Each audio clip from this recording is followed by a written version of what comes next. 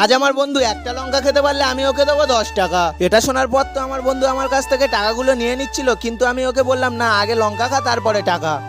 চলো দেখা যাক আমার বন্ধু আজকে কটা লঙ্কা খেতে পারে। তারপরে আমি নিশানকে প্রথম লঙ্কাটা দিয়ে দিলাম। নিশান প্রথম লঙ্কাটা খাওয়া শুরু করে দিল। প্রথম লঙ্কাটা খাওয়ার পর তো নিশানের অবস্থা প্রচন্ড খারাপ হয়ে গেছিল। আমার তো মনে হচ্ছিল নিশান আর মনে হয় লঙ্কা খেতে পারবে না, কিন্তু সে ভাবনাটা ভুল ছিল। নিশান আবারও রেডি হয়ে গেল সেকেন্ড লঙ্কাটা খাওয়ার জন্য। নিশানকে তাই আমি 2 নম্বর লঙ্কাটা দিয়ে দিলাম। নিশানের 2 নম্বর লঙ্কা খাওয়া দেখে আমার তো মনে হচ্ছিল আমি ওর সাথে চ্যালেঞ্জটা নিয়ে খুব বড় ভুল করে ফেলেছি, কিন্তু চ্যালেঞ্জ যখন করেছি তখন আমার চ্যালেঞ্জটা পূরণ করতেই হবে। তাই আমি নিশানকে দিয়ে দিলাম 3 নম্বর লঙ্কাটা। তারপরে নিশান আস্তে আস্তে 3 নম্বর লঙ্কাটাও খেয়ে নিল।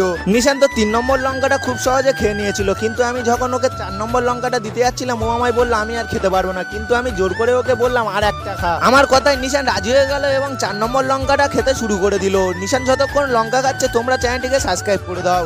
আমি ভাবতেও পারিনি যে 4 নম্বর লঙ্কাটা খাওয়ার পর নিশান এমনটা করবে। 4 নম্বর লঙ্কা খাওয়ার পর নিশানের অবস্থা খারাপ হয়ে গেছিল। নিশান যেহেতু 4টে লঙ্কা খেতে পেরেছে তাই আমি ওকে দিলাম 40 টাকা। নিশান তো 40 টাকা পেয়ে অনেক খুশি হয়েছে। তোমরা নিশানের জন্য একটা সাবস্ক্রাইব করে দিও।